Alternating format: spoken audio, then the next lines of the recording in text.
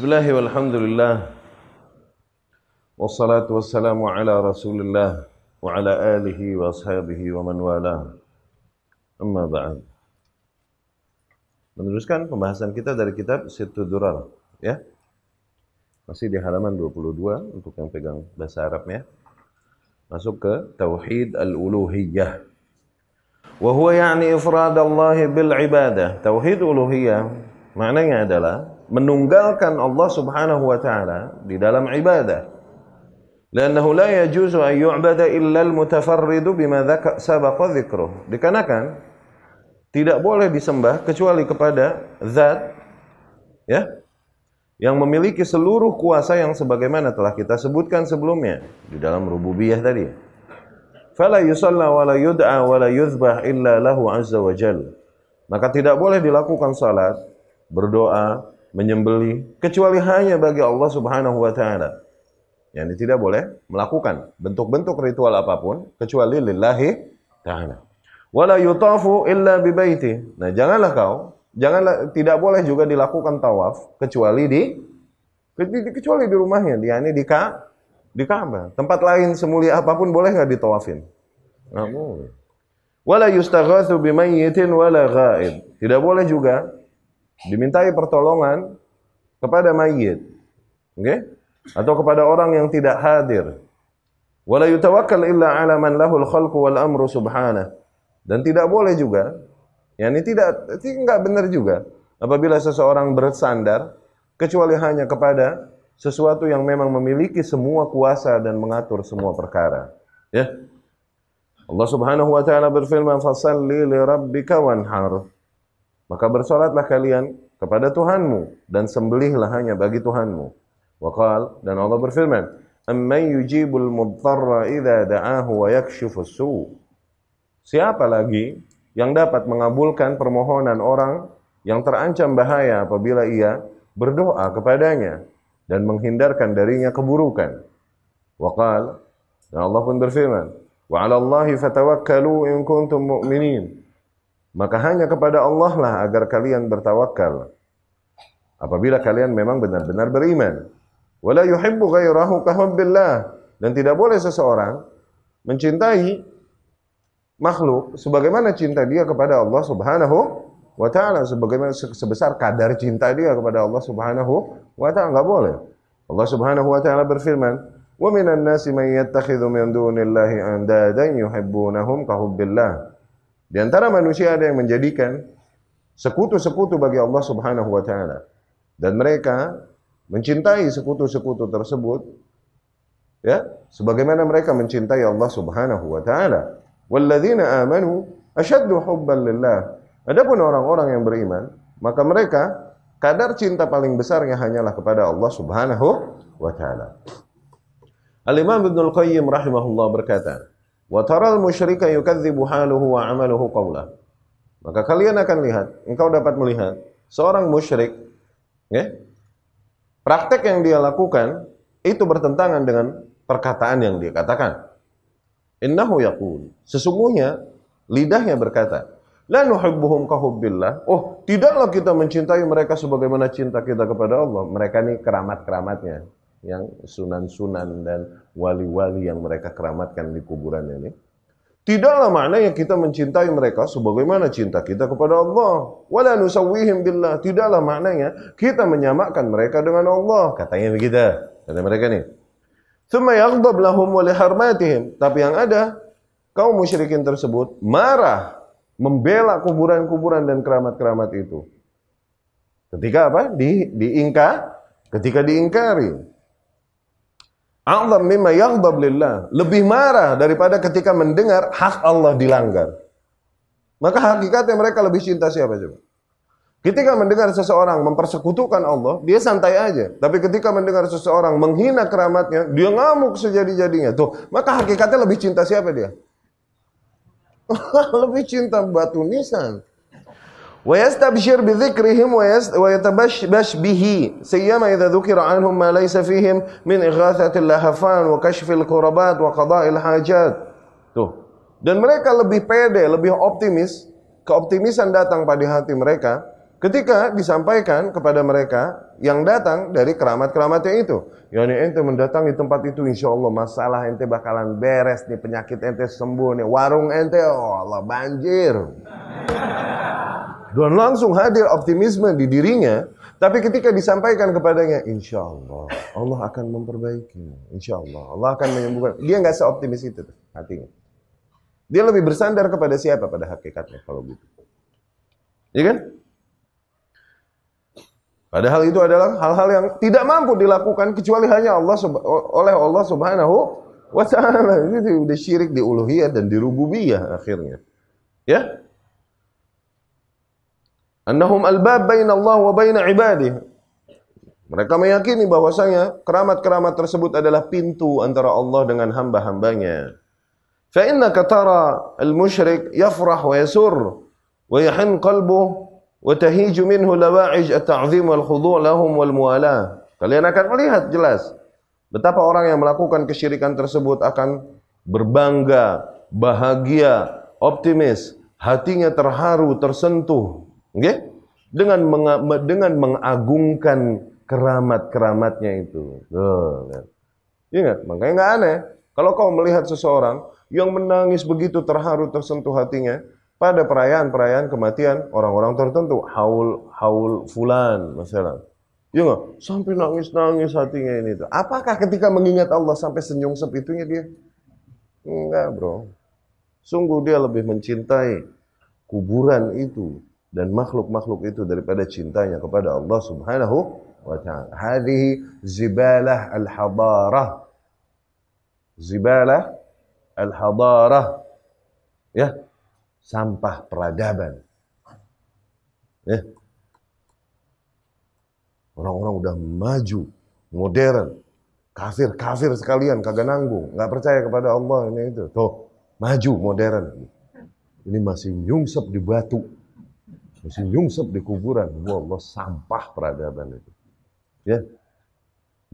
Jangan bikin rumah kalian bau sampah dengan adanya praktek-praktek kesyirikan demikian. Ya. Dan menghina mereka nih pahala Allah. Bentuk pembelaan kita kepada hak Allah Subhanahu wa ta'ala yang dinodai. Ya. Dan itulah hakikatnya wala dan bara. Wala dan bara. Ya.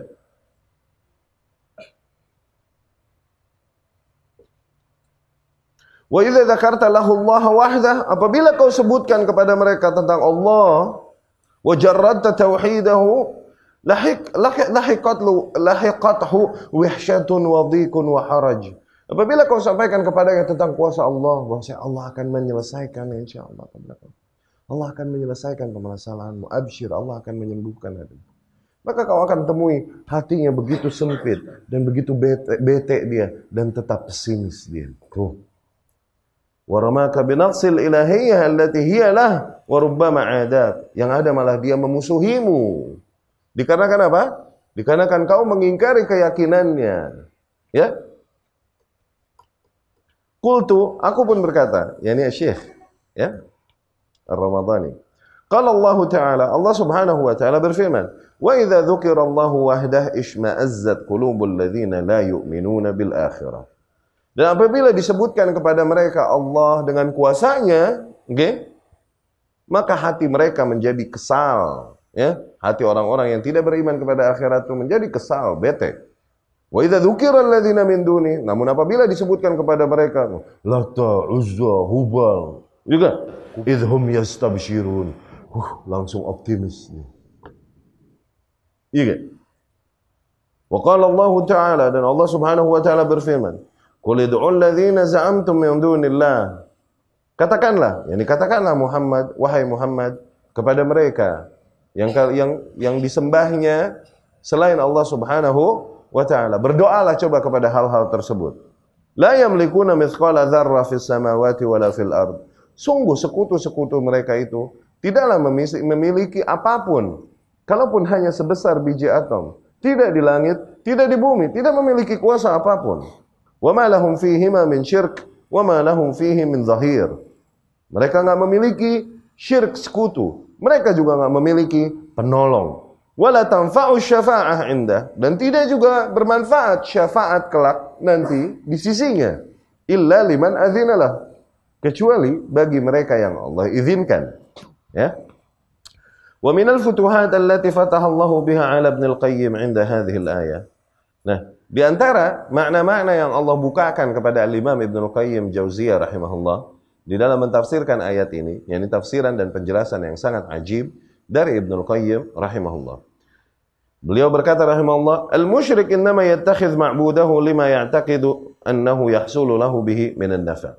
Seorang musyrik, dia menjadikan sesuatu yang dia ibadahi itu pasti dikarenakan dia meyakini akan mendapatkan manfaat dari apa yang dia ibadahi. Gitu dong. Berarti kan? Iya kan? Nah. Wan naf'u la yakunu illa mimman fihi khislah min hadhil arba'. Sementara manfaat tidaklah bisa datang kecuali dari suatu zat yang memiliki 4 sifat ini. Bisa jadi dia seorang penguasa, raja yang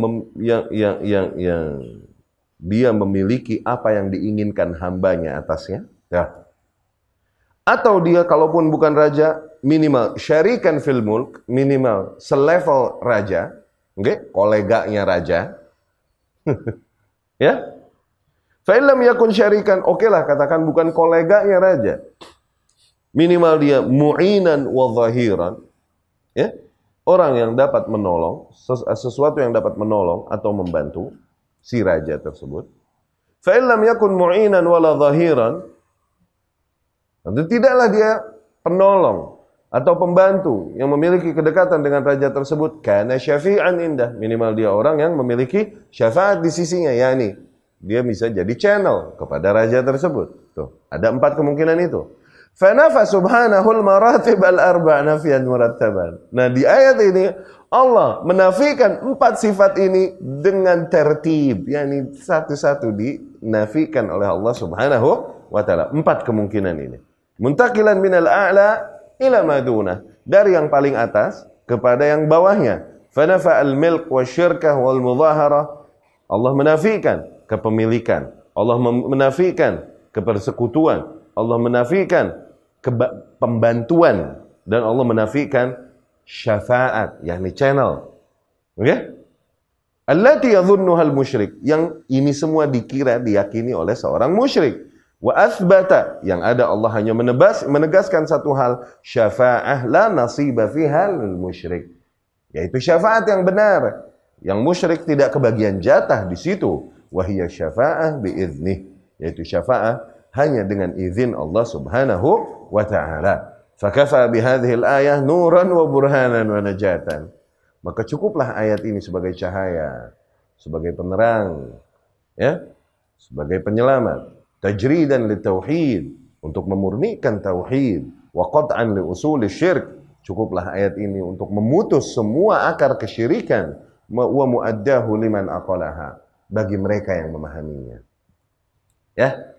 Qultu, aku pun berkata, wa kaunul musyrik la nasiba lahu fi syafa'ati syafi'in, dan keberadaan seorang musyrik yang enggak mendapatkan syafaat apapun, enggak mendapatkan jatah syafaat apapun dari makhluk-makhluk yang kelak dapat memberi syafaat, ma'lum min nususin katsira. Ini semua dapat kita simpulkan dari banyak yang nas. Minha, di antaranya adalah perkataan Nabi sallallahu alaihi wasallam li Abi Hurairah, kepada Abu Hurairah, perkataan Nabi kepada Abu Hurairah, wa qad sa'alah, di mana Abu Hurairah bertanya kepadanya, man as'adun nasi bi syafa'atika ya Rasulullah? Siapa manusia yang paling beruntung mendapatkan syafaatmu kelak nanti wahai Rasulullah? Qal, Rasul pun berkata, as'adun nasi bi syafa'ati man qala la ilaha illallah khalisan min qalbih. Orang yang paling bahagia, beruntung mendapatkan syafaatku kelak nanti adalah mereka yang berkata la ilaha illallah tulus dari dalam hatinya. Tuh. Maka orang yang musyrik tidak ada peranan ini, dan kelak mereka tidak mendapatkan jatah syafaat apapun dari makhluk-makhluk yang Allah izinkan syafaat pada mereka. Tuh. Natijah al-i'rad an tauhidil mursalin. Ya. Efek dari berpaling, ya, dari tauhidnya para rasul, ya, tauhidnya para rasul. Yani dari Nilai tauhid yang dibawakan oleh para rasul. Qala Syekh Muhammad Khalil Harras rahimahullah. Syekh Muhammad Khalil Harras termasuk ulama kibar yang menjadi lajnah di Saudi. Oke? Ya, dia Azhari, dia seorang ulama Azhar Mesir. Muhammad Khalil Harras. Ya. Bukan Syekh Ibn Baz rahimahullah termasuk orang yang sangat menggunakan jasa Syekh Khalil Harras rahimahullah. Abdurrahman Al-Fabi, Syekh Khalil Harras, yani ulama-ulama Salafiyah yang datang dari Mesir dan akhirnya menjadi kibar ulama yang ada di negeri Haramain, Mekah dan Madinah. Ya. Kalau ditanya syarah akidah wasitiyah terbaik, syarah Syekh Khalil Harras. Buat penuntut ilmu, syarah akidah wasitiyah kontemporer yang paling baik yang direkomendasikan para ulama adalah syarah Syekh Khalil Harras. Cuman berat. Mesti menguasai bahasa Arab itu. Karena banyak diuraikan di situ dari sisi gramatikal bahasa Arab juga sebelum masuk ke nah, gitu ya. Untuk yang nggak bisa bahasa Arab, ya rasain dah gitu. Nah.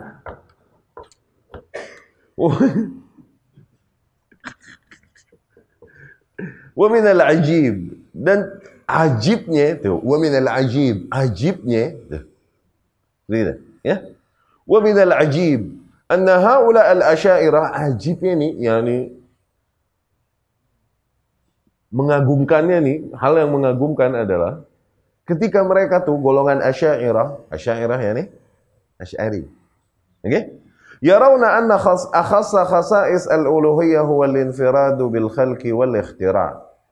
Mereka berpendapat bahwasanya akhas khasa'is yakni spesialnya uluhiyah, spesialnya Tuhan yang disembah, titik paling spesial zat yang disembah adalah pada al-infirad, ketika dia manunggal sebagai sesuatu yang satu-satunya menciptakan dan berpengaruh mengatur alam semesta. Ini yang ada pada tauhid golongan Asy'ariyah.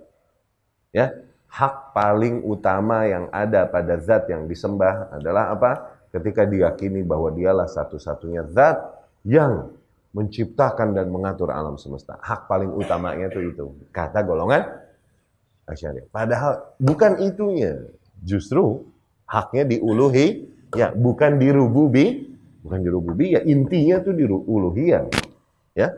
Wa ma'lum anna al-infirad bil khalqi huwa tauhidur rububiyah. Kita ketahui sebagaimana manunggalnya Allah di dalam kemampuannya dalam menciptakan segala hal, itu adalah sisi tauhid rububiyah. Alladzi kana yukirru bihil musyrikun. Yang dimana kaum musyrikin dulu juga terima meyakini hal tersebut. Amma tauhid al-aham wal a'zam. Adapun sebenarnya tauhid, ya, sisi tauhid yang paling utama, okay, yang paling mulia, wa huwa tauhidul uluhiyah, yaitu tauhid uluhiyah. Yakni di dalam menjadikan Allah sebagai satu-satunya zat yang disembah dan diingkari, dinafikan segala sesembahan lain selain Allah Subhanahu wa taala. Fa innahum la yahtammuna bih. Ya, sungguhnya mereka tidak memberikan perhatian kepada tauhid uluhiyah tersebut. Yani golongan Asy'ariyah tidak terlalu memberikan kepada tauhid uluhiyah. Wala yujad lahu dzikrun fi kutubihim. Bahkan tidak kita pernah mendapatkan pembahasan tentang tauhid uluhiyah di dalam buku-bukunya orang-orang Asy'ari tersebut. Wala'alla hadha huwa sirr fi inkhirat katsir minhum fi bid'at tasawuf. Bisa jadi inilah titik kesalahan yang akhirnya membuat mereka banyak merosot dan terpleset, di dalam bid'ah tasawuf. Wa iqraruhum lil wasail syirkiyah, yang membuat mereka akhirnya membenarkan, menegaskan, membenarkan dan membela perkara-perkara atau hal-hal yang bisa menjadi wasilah kesyirikan, seperti mengagungkan tempat-tempat keramat atau individu-individu yang dikeramatkan. Allati turtakab 'inda adrihatil masyayikh al-maqburin. Yang dilakukan kesalahan tersebut seringkali di kuburan-kuburan syekh-syekh yang telah mati, ya. Ya, demikianlah Asy'ari. Akhirnya banyak terjerumus ke dalam sufi, tarekat dan lain-lain, kan itu semua di bawah Asy'ari. Kenapa mereka sampai titik itu? Dikarenakan apa? Inti kesalahannya tauhid buat mereka itu ada pada di rububiyah. Intinya, hak Allah yang paling utama adalah tauhid rububiyah buat mereka itu. Akhirnya banyak, padahal tauhid rububiyah mah tidak bisa menyelamatkan seseorang dari keabadian di neraka. Sebagaimana kita ketahui, kaum musyrikin juga terima tauhid rububiyah mah. Tapi tetap mereka diabadikan oleh Allah di neraka. Kenapa? Karena mereka mengingkari tauhid uluhiyah. Nah, kelirunya orang-orang Asy'ari menekankan bahwa hak Allah yang paling inti dan utama ada pada tauhid rububiyahnya, katanya begitu. Maka seseorang telah bertauhid ketika dia mengakui bahwa Allah lah yang menciptakan, Allah lah yang padahal praktek.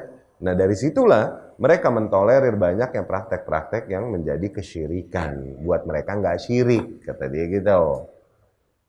Ya, buat mereka nggak syirik. Kenapa? Hati mereka meyakini Allah yang menciptakan, menyelamatkan, menyembuhkan, mensukseskan, menghinakan, memuliakan Allah. Mereka meyakini itu. Tuh. Katanya mah, ditolerirlah praktek-praktek kesyirikan. Qultu wa hadhihi mulahadhah alim azhari. Tuh. Ini, demikianlah kesimpulan dari seorang ahli ilmu Azhar. Yani Al-Azhari ini, yani lulusan Al-Azhar, Azhari dibilangnya begitu. Ya, seorang ahli ilmu lulusan Azhar, khabirun bil qaum, yang sangat memahami kondisi kaumnya, yakni kaum muslimin yang ada di Mesir. Fadhkur dzalik, maka ingatlah hal tersebut. Ya. Tauhidul asma was sifat. Kemudian tauhid asma was sifat. Yakni al-iman bi kulli ma wasafa Allah subhanahu bihi nafsahu wa samma. Yani keimanan atas segala hal yang Allah sifati dirinya sendiri dan menamai dirinya dengan nama-nama tersebut. Kita mengimani Allah sebagaimana Allah sifati dirinya dan namai dirinya. Okay? Atau sebagaimana disebutkan Rasulnya sallallahu alaihi wasallam. Itu asma was sifat. Ya. Jadi asma was sifat itu tauqifi, enggak boleh tebak-tebakan. Tahu? Tauqifi yakni datangnya dari Allah dan Rasulnya demikian. Ya. Ketika Allah dan Rasulnya tidak menyebutkan demikian, maka jangan. Gitu. Kayak Allah Subhanahu wa taala, kayak yang pernah kita bahas di akidah wasitiyah. Ingat gak? Golongan Asy'ariyah dan Maturidiyah mensifati Allah dengan kidam. Kidam yang paling awal, qadim. Gitu ya? Iya gak? Benar nggak Allah adalah zat yang paling awal? Secara bahasa benar nggak? Benar. Tapi menamai Allah Qadim, Allah nggak pernah menyebutkan Qadim. Tidak juga Rasul pernah menyebutkan bahwa Allah Qadim. Mensifati Allah dengan Qidam, itu sifatnya Qidam. Qadim, zatnya, individunya. Ya, ini nggak pernah disebutkan di Quran, tidak juga di Sunnah. Maka tidak boleh kita menamai Allah, mensifati Allah dengan wujud qidam baqa mukhalafatu. Itu kan? Itu tauhidnya dia ya, apa asma wa sifatnya dia kan begitu, sifat tuh. Iya kan? Tahu enggak lo ngaji enggak waktu kecil? Main gundul doang sih lo, main layangan, bahlul.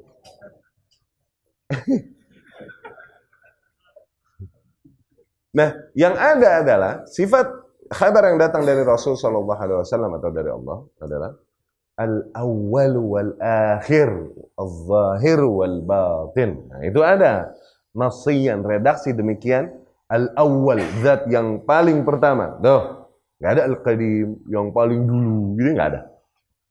Kalaupun maknanya sama enggak? Etak-etaknya kan? Tapi demikian konsep kita, tidaklah kita namai Allah kecuali dengan nama yang yang Allah atau Rasulnya namakan hal itu. Oke? Ini kita.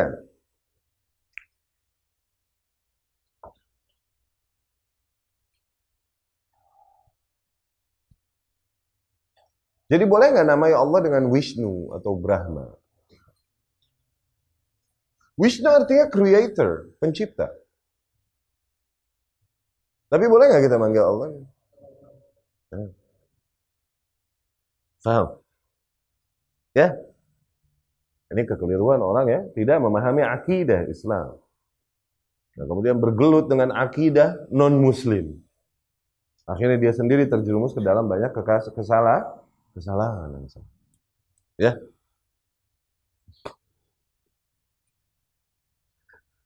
Wa annahu la yusamihi fiha ayyu azim, dan bahwasanya tidaklah memiliki nama-nama dan sifat tersebut makhluk apapun. Nah, kita meyakini itu, bahwa hanya Allah yang memiliki gelar itu dan memiliki sifat sedemikian rupa. Tidak ada makhluk yang sama dengannya di dalam gelarnya atau di dalam sifatnya itu yang sangat sempurna. Wa kadza tanzihuhu an kulli aib. Yang termasuk makna asma wa sifat adalah membersihkan Allah Subhanahu wa taala dari semua bentuk aib. Li'annahu subhanahu qad tafarrada bi nu'util jalali wal kamal. Dikarenakan Allah Subhanahu wa taala manunggal di dalam sifat-sifat yang mulia dan sempurna tersebut. Taqaddasa an sifatin naqas wal mithal. Allah tersucikan dari sifat-sifat yang negatif dan dari kesamaan yang ada pada zat lain. Tersucikan Allah dari itu. Enggak ada. Laisa kamitslihi, enggak ada yang sama satu hal pun dengannya. Enggak ada yang serupa. Wa ala hadza yajibu ala kulli muslimin an yuthbita li rabbih jami'a ma wasalahu mimma athbatahu li nafsihi fi kitabih. Maka dari situ wajiblah atas setiap muslim untuk mengisbat, menetapkan pada Tuhannya semua hal yang datang kepadanya dari apa yang Allah Subhanahu wa taala sebutkan di dalam kitabnya. Au ala lisani a'rafil khalqi bihi rasuluhu Muhammad sallallahu alaihi wasallam, atau melalui lisan makhluk yang paling mengenalnya yaitu rasulnya Muhammad sallallahu alaihi wasallam, thubutan yaliku bihi subhanahu, dengan cara menetapkan yang layak bagi Allah Subhanahu wa taala. Li'annahu la syabiha lahu wa la sami. Dikarenakan tiada zat yang serupa dengannya, tiada zat yang setanding dengannya. Wa huwal mukhbir 'inda an nafsihi qailan, dan ialah zat yang menghabarkan tentang sifat dirinya sendiri seraya ia berkata, laisa kamitslihi syai'un, tidaklah mirip dengannya satu hal pun, wa huwas samiul basir, dan dia adalah zat yang maha mendengar lagi maha melihat. Wa qala, dan Allah berkata, Rabbus samawati wal ardi wa ma bainahuma. Rabb yang mengatur, Tuhan yang mengatur, memiliki, mengatur, berkuasa atas seluruh langit dan bumi dan segala hal yang ada di antara keduanya. Fa'budhu, maka beribadahlah hanya kepadanya. Wastabir li'ibadatih, dan bertahanlah dalam rangka beribadah kepadanya, yakni bersabarlah beribadah kepadanya. Hal ta'lamu lahu samiyya, apakah kau ketahui adanya zat lain yang serupa dengannya, yang menjadi pesaingnya, setara dengannya? Ini pertanyaan demikian bukan pertanyaan yang membutuhkan jawaban. Pertanyaan yang sifatnya nantang atau menghinakan dari Allah Subhanahu wa ta'ala. Wallahu subhanahu qad ta'arrafa ila khalqihi bi asma'ihil husna wa sifatihil ula. Allah telah memperkenalkan dirinya kepada para makhluknya dengan nama-namanya, asma'nya, dan dengan sifatnya yang mulia. Allati ja'a dzikruha fi kitabihi wa sunnah rasulih sallallahu alaihi wasallam, yang telah disebutkan di dalam kitabnya atau di dalam sunnah rasulnya sallallahu alaihi wasallam. Wa man tadabbara dzalika arafa rabban qayyuman bi nafsihi, dan barang siapa yang mendalami hal tersebut, bertadabbur, memahami asma dan sifat Allah Subhanahu wa taala, maka dia akan mengenal seorang zat Rabb yang qayyuman bi nafsihi, yang benar-benar qayyum bi nafsi, dia bersendiri dan sangat berkuasa. Ya? Muqiman li ghairi, yang dialah yang memberikan kuasa kepada yang makhluk-makhluk yang lain. Ya? Dia sangat berdikari, tidak membutuhkan yang lain, dan dialah yang memberikan kuasa justru kepada yang lain. Ghaniyan an kulli ma siwa, zat yang sangat tidak membutuhkan hal lain selainnya. Wa kullu ma siwahu faqirun ilaih, yang ada justru semua hal selain Allah sangat membutuhkan Allah. Mustawin ala arsyihi fawqa jami'i khalqihi, dia bersemayam di atas arsy-Nya, di atas seluruh makhluknya. Tuh, mustawin. Nah, ini ada kusut dikit karena ribetnya bahasa Indonesia. Beristiwa artinya bersemayam. Oke? Bersemayam itu duduk di atas dan yang lain di bawahnya. Anda ini bersemayam di hadapan kalian. Nih, bersemayam, kalau diterjemahkan bersemayam, ada makna duduk, iya gak? Sebenarnya di antara makna istiwa yang 4, nggak ada kata-kata duduk. Semuanya bersifat pokoknya berada di atas. Nggak ada kabar dari Allah, nggak juga dari Rasulnya bahwa Allah yajlisu, Allah duduk. Nggak ada. Jadi bersemayamnya Allah gimana? Iya, bersemayam yang sesuai dengan zatnya yang sempurna. Udah. Wallahu di atas. Udah. Kalau diterjemahkan bersemayam secara mana? Duduk di atas tuh. Ada duduknya, bahaya gak? Nah, bahasa Indonesia kurang kaya untuk menerjemahkan beristiwa. Paling dekat bersemayam. Ribetnya di sini nih. Akhirnya diterjemahkan bersemayam. Karena bersemayam mengandung kata duduk. Nggak pernah Allah bilang Allah duduk. Allah duduk di atas ngeliat makhluk. Nggak ada itu. Sebenarnya ya, asal difahami. Ini kadang, ya la yukallifullahu nafsan illa wus'aha. Banyak yang kita membaca terjemahan, membaca makna istiwa, dan kita terapkan uruf kita istiwa seperti apa. Gitu kan? Ya. Dia beristiwa di atas arsy-Nya, di atas seluruh makhluknya. Yara wa yasma'. Ia senantiasa melihat dan mendengar. Wa yarda wa yaghdab. Ia mencintai, ia pun bisa murka. Wa yuhibbu wa yubghid. Ia bisa mencintai, ia pun bisa membenci. Yudabbiru amra mamlakatihi. Ialah yang mengatur semua perkara kerajaannya. Wa huwa fawqa arsyihi mutakallimun amirun nahin.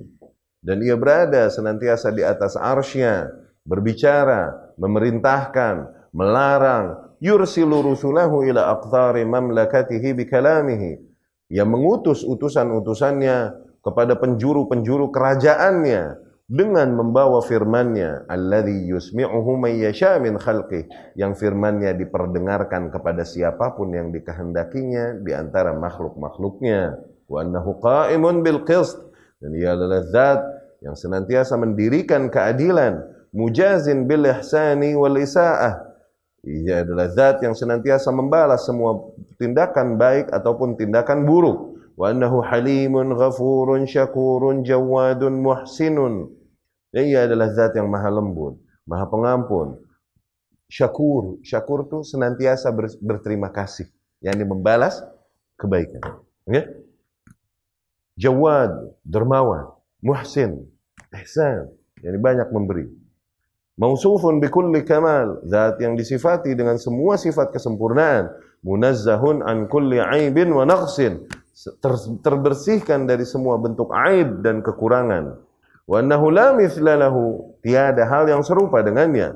Yashhadu hikmatuhu fi tadbiri mamlakatihi, kaifa yuqaddir maqadirahu bimasyiatihi. Yang menjadi saksi atas hikmahnya di dalam mengatur kerajaannya adalah sebagaimana dia mentakdirkan takdir-takdir makhluknya dengan kehendaknya. Ghaira mudadah li'adlihi wa hikmatih. Semua itu takdirnya tidaklah bertentangan dengan keadilannya dan hikmahnya, kebijaksanaannya. Wa annahu ahkamul hakimin, dan ia adalah zat yang maha bijaksana. Wa akbar min kulli syai'in, dan lebih besar dari segala sesuatu. Wa ajmal min kulli syai'in, dan lebih indah dari segala hal. Ya? Itu sebagaimana disampaikan oleh Imam Ibnu Qayyim Jauziyah rahimahullah di dalam Al-Fawaid. Qala Ibnu Qayyim juga rahimahullah berkata, "Madza yamliku min amrihi man nasiyatuhu biyadillah wa nafsuhu biyadihi." Ya, ajib kalau Ibnu Qayyim. Udah begitu tahu kan? Madza yamliku min amrihi man nasiyatuhu biyadillah wa nafsuhu biyadihi wa qalbuhu baina usbu'aini min asabi'ihi yuqallibuhu kaifa syaa. Ya. Udah, ada malas terjemahin. Ajib, bro. Syuk. Apa yang dapat dilakukan oleh seseorang yang nyawanya dan jiwanya berada di tangannya, di tangan Allah. Hatinya pun berada di antara dua jemarinya, di antara jari jemari yang ada padanya, dibolak-balikannya sekehendaknya. Wa hayatuhu biyadi, dan semua kehidupannya berada di kuasa tangannya. Wa mautuhu biyadi, kematiannya pun berada di kuasa tangannya. Wa sa'adatuhu biyadi, dan kebahagiaannya pun ada pada tangannya. Wa syaqawatuhu biyadi, kesengsaraannya pun ada pada tangannya. harakatuhu wa sukunatuhu wa aqwaluhu wa af'aluhu biiznihi wa masyiatih. Semua gerakannya atau diamnya, semua perkataan atau tindakannya itu hanya dengan izinnya dan kehendaknya. Apalah lagi yang mampu dilakukan oleh seorang makhluk. Ya? Fala yataharrak illa biiznih. Tidaklah ia bergerak kecuali hanya dengan izin Allah. Wala yaf'al illa bimasyiatih. Tidaklah dia dapat melakukan sesuatu kecuali dengan kehendak Allah. In wakalahu ila nafsihi wakalahu ila ajzin wa dhai'ah wa tafrid wa dhanbin wa khati'ah. Apabila Allah berlepas diri darinya dan menyerahkannya kepada dirinya sendiri, maka sungguh Allah telah menyerahkan dirinya kepada sesuatu yang pasti sia-sia, yang pasti berdosa dan pasti berbuat salah, pasti memiliki kelemahan. Wa in wakalahu ila ghairihi wakalahu ila man la yamliku lahu dharran wa la naf'an. Dan apabila Allah berlepas diri darinya dan menyerahkan urusannya kepada makhluk yang lain, Allah maka telah menyerahkannya kepada toh makhluk yang juga tidak memiliki kuasa madarat ataupun manfaat atasnya. Wala mautan, tidak memiliki kuasa untuk mengatur kematiannya. Wala hayatan wala nusyura. Tidak juga memiliki kemampuan untuk menghidupkannya dan membangkitkannya. Wa in takhalla anhu istawla alaihi aduwwuh. Dan apabila Allah berpaling darinya, dari seorang hamba, yakni tidak lagi melindunginya, maka niscaya ia akan dikuasai oleh musuh-musuhnya. Wa ja'alahu asiran lah, sehingga ia dijadikan tersandera oleh musuh-musuhnya. Fahuwa la ghina lahu inda anhu tarfata ain. Maka seorang hamba hakikatnya tidak pernah dia berada dalam kondisi tidak membutuhkan Allah, selalu tarfata ain. Kalaupun hanya sekejap mata kita senantiasa membutuhkan Allah Subhanahu wa ta'ala. Bal huwa muttarrun ilaihi ala madal anfas. Bahkan hamba senantiasa terdesak untuk membutuhkan Allah Subhanahu wa ta'ala pada setiap nafas yang dihembuskannya. Fi kulli dzarrah min dzaratihi batinan wa zahiran. Pada setiap molekul-molekul yang ada pada dirinya, baik yang tampak ataupun yang tersembunyi, ia senantiasa membutuhkan Allah Subhanahu wa ta'ala. Faqatuhu tammah ilaih. Kefakirannya, kebutuhannya itu sempurna hanya kepada Allah Subhanahu wa ta'ala. Wa ma'dzalik fahuwa mukhtalifun anhu mu'ridun anhu. Namun setelah semua itu masihlah hamba tersebut mengingkarinya, berpaling darinya, yatabaghadu ilaihi bima'siyati, mendatangkan murkanya dengan melakukan maksiat-maksiatnya, ma'syiddatu darurah ilaihi min kulli wajh, padahal hamba tersebut sangat membutuhkan Allah Subhanahu wa ta'ala dari segala sisi kehidupannya. Qad sara li dzikrihi nasiyya, namun ia telah benar-benar dalam kondisi lupa berzikir kepada Tuhannya. Wattakhadhahu wara'ahu dhahriyya, benar-benar ia telah meninggalkan Tuhannya di belakang punggungnya. Hadza wa ilaihi marji'uhu, padahal orang demikian kembalinya kelak hanya kepada Allah Subhanahu wa ta'ala. Wa baina yadayhi mauqifuhu, dan hanya di hadapannya lah kelak ia akan disidang. Allahu Akbar. Ungkapan yang luar biasa dari Al-Imam Ibnul Qayyim Al-Jauziyah rahimahullah. Ya, ana terjemahin tuh hilang indahnya wallah. Apalagi dengan bahasa ana yang berantakan. Ya, hilang. Kalau kalian memahami bahasa Arab, kalian memahami indahnya itu. Sebenarnya, ana terjemahkan tadi itu, akhirnya hilang indahnya. Sebenarnya mah berkurang kadar keindahannya. Ya. Wa huwa subhanahu dzul izzati wal qahri wal ghalabah, dan ia zat yang maha suci yang memiliki seluruh keperkasaan, kekuasaan, kemenangan. Jami'ul khalqi fi ghayatiz dzulli wa nihayatil faqr. Semua makhluk berada dalam kondisi sehina-hinanya di hadapannya dan berada dalam kondisi sebutuh-butuhnya kepadanya. Wa muntahal hajah wa darurah ilaih. Setiap makhluk berada dalam keadaan senantiasa terdesak dan membutuhkan Allah Subhanahu wa ta'ala. Walam yakhlu makhlukun min ihsanihi wa barrihi tarfata ain. Tidaklah satu makhluk pun dapat mengelak dari kebutuhannya kepada Allah Subhanahu wa ta'ala kalaupun hanya sekejap mata. Wa innama yaz'am al-insan istiqlalahu bi nafsihi wastighna'ahu 'an rabbih inda tarfah tughyan 'alaihi. Yang ada sesungguhnya seorang manusia mengaku-ngaku bahwasanya ia tidak membutuhkan Allah Subhanahu wa taala. Ia betapa independen dengan dirinya. Ketika demikian ia berada dalam keadaan kondisi sangat keterlaluan dan kurang ngajar kepada Allah Subhanahu wa taala. Qala Allah taala, Allah berfirman, "Kalla innal insana la yatgha." Sekali-kali tidak. Sesungguhnya manusia adalah zat yang tagha, melampaui batas, yakni sangat kurang ajar. Ar-ra'ahu istaghna, ketika ia berpendapat bahwa dirinya tidak membutuhkan Allah Subhanahu wa taala. Inna ila rabbikar ruj'a, padahal ia kelak nanti enggak bisa lari dari Allah Subhanahu wa taala. Hanya kepada Allah lah ia akan dikembalikan. Wa huwa subhanahu dzu rahmah wasi'ah. Namun seiring dengan itu, Allah juga zat yang memiliki rahmat yang sangat luas. Tablughu rahmatuhu haitsu yablughu ilmuhu. Yang dimana rahmatnya menyelimuti semua hal sebagaimana ilmunya menyelimuti hal tersebut. Tuh, rahmat Allah seluas ilmu Allah. Rahmat Allah seluas ilmu Allah. Faqad akhbarallahu an malaikatihi annahum yaqulun. Di mana Allah sendiri mengkhabarkan bahwasanya para malaikatnya berkata, Rabbana wasi'ta kulla syai'in rahmatan wa ilman. Wahai Tuhan kami, sungguh Engkau telah meliputi segala hal dengan rahmatmu dan ilmumu. Qala Ibnul Qayyim rahimahullah. Imam Ibnul Qayyim berkata, wa akmalun nasi ubudiyatan al-muta'abbidu bi jami'il asma' was sifat.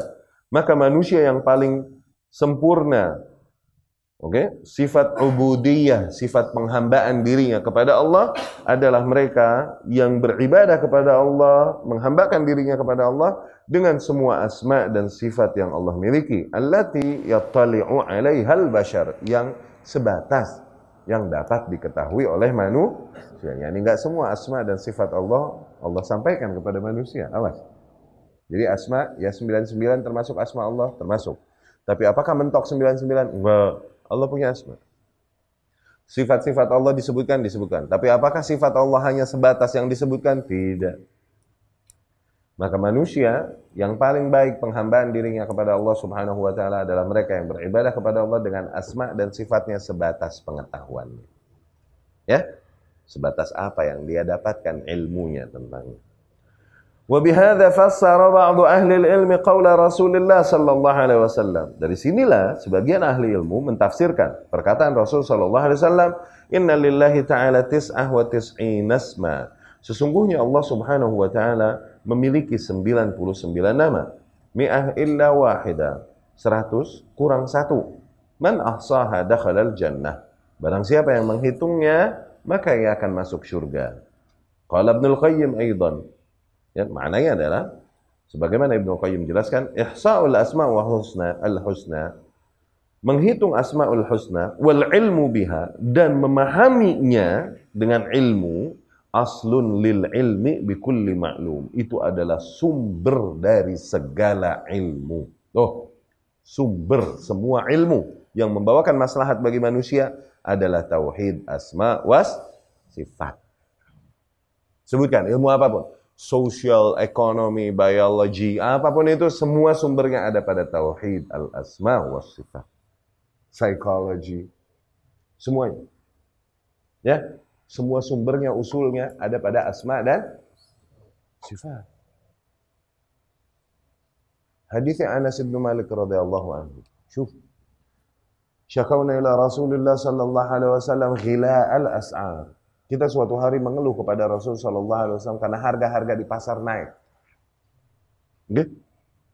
Wa qulna, dan kita berkata, sa'ir lana ya Rasulullah. Ya Rasulullah, tentukan harga bagi kita supaya enggak naik terus nih. Kalau Rasul yang menentukan, semua sami'na wa ata'na.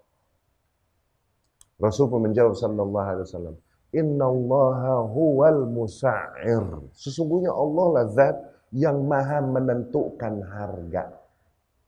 Al-musa'ir, zat yang maha menentukan harga. Tuh, ada nggak di 99 al-musa'ir?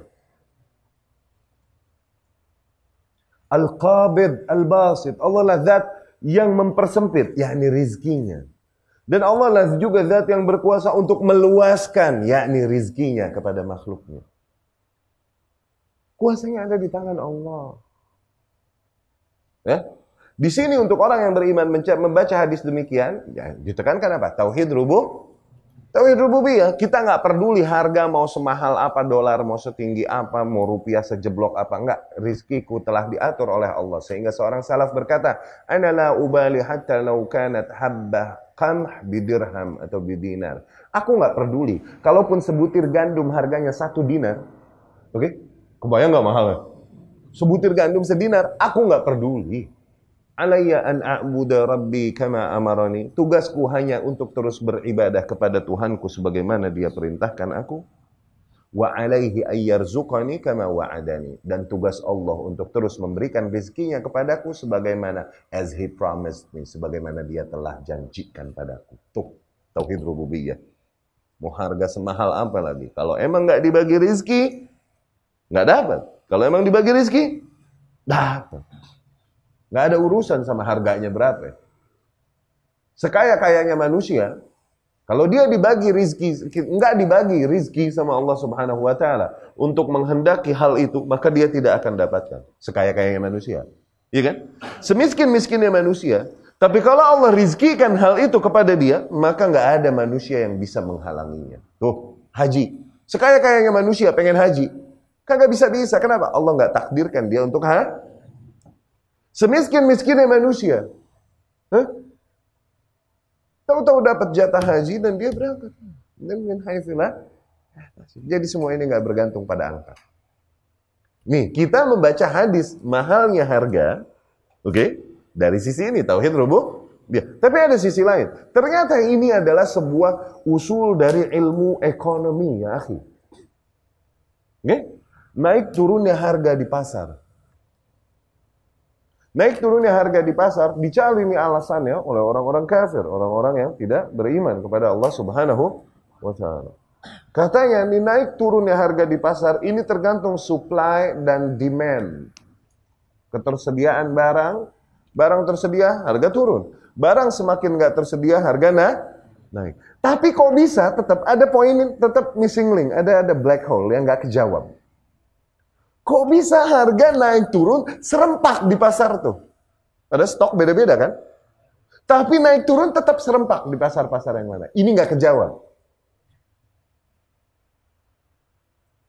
Nggak kejawab. Oke? John P. Huntington, dia mencari ini. Dan dia jawab, ini adalah pengaruh the invisible hand. Ini pengaruh tangan-tangan yang tak terlihat di pasar. Biasa. Gitu. Mukmin wahid bilang, ini yadullah, ini the God's hand. Dari mana infonya? Dari Rasul sallallahu alaihi wasallam. Innallaha huwal musa'ir. Sesungguhnya Allah lah zat yang maha menentukan harga pasar. Oh. Economy. Dari tauhid asma was sifat. Semuanya syukur. Ibnu Mas'ud radhiyallahu anhu riwayatkan dari Rasul sallallahu alaihi wasallam, "Inna ahadukum yajma' khalquhu fi batni ummihi 40 yawman nutfah." Sesungguhnya setiap kalian dikumpulkan penciptaannya di dalam perut ibunya 40 hari dalam keadaan nutfah, liquid, cair. Tsumma sar 'alaqah mithlu dzalik. Kemudian berubah menjadi alaqah. Yani cairan ini mengental jadi gel. Mithlu dzalik 40 hari juga. Tsumma sar mudghah mithlu dzalik. Berubah lagi menjadi segumpal daging. Mithlu dzalik 40 hari juga, 120 hari. Oke? Kemudian Allah utus seorang malaikat, yani semalaikat. Allah utus semalaikat, yunfakh fihi ruh, ditiupkan ruh. 120 hari, 4 bulan. Baru ada detak jantung kan? Ilmu apa itu? Biology. Kemudian dia yu'mar bikatbi 4 kalimat, diperintahkan malaikat itu untuk menuliskan 4 kalimat. Ya ini takdirnya ini kitabah tsaniyah. Penulisan takdir yang kedua. Pertama Lauhul Mahfuz 50.000 tahun sebelum creation, sebelum penciptaan alam semesta. Penulisan yang kedua di dinding rahim tiap ibu yang melahirkan. Tuh, yu'mar bikatbi arba' kalimat. Rizkinya, ajalnya, nasibnya, sengsara atau ini sama amalannya. Rasulullah SAW bersabda, "Syuf, inna fil jasadi mudghah. Idza saluhat saluhal jasadu kullu." Sesungguhnya di dalam tubuh manusia terdapat segumpal segumpal daging yang apabila beres, maka insya Allah tubuh semua beres. Kalau ini segumpal daging beres. Wa idza fasadat, tapi kalau segumpal daging rusak, maka fasadal jasadu kullu, maka rusak seluruh tubuh. Ala, ketahuilah, segumpal daging itu adalah hati, jantung sebenarnya, cuma diterjemahkan ke kita hati, gitu ya. Padahal bukan hati ampela, bukan. Maksudnya jantung. Qalb itu jantung sebenarnya. Ya, itu jadi usul buat medis, usul buat psikologi. Oke? Usul psikologi juga. Syuf, asma wa sifat. Itu aslu kulli ulum, sumber setiap ilmu yang membawakan maslahat bagi manusia. Ya, tapi kita cukupkan dulu sekian. Insyaallah pertemuan yang akan datang kita lanjutkan. Aku qouli hadza wa astaghfirullah li wa lakum. Afwan, ana enggak terima pertanyaan. Kamis. Subhanakallahumma rabbana wa bihamdika asyhadu an la ilaha illa anta astaghfiruka wa atubu ilaik. Assalamualaikum warahmatullahi wabarakatuh.